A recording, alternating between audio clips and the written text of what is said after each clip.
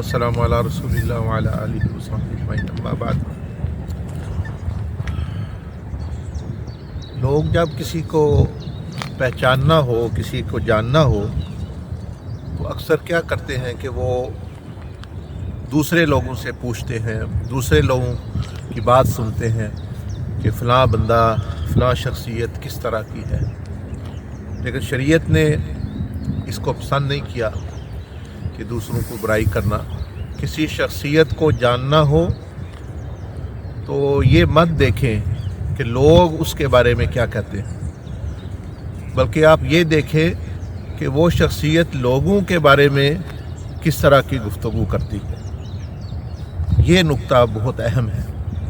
तो इससे उस शख्सियत के बारे में, उस बंदे के बारे में आपको पता चल जाएगा।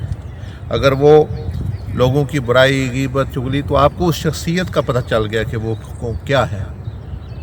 लोगों की बातें सुन के किसी के बारे में राय बुरी कायम ना करें। लोग तो अपनी मर्ज़ी से जो कहना हो कह देते हैं।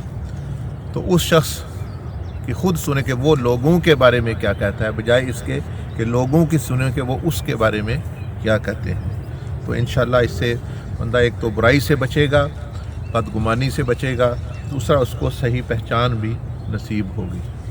अल्लाह पाक मुझे भी आपको तौफीक अता फरमाए।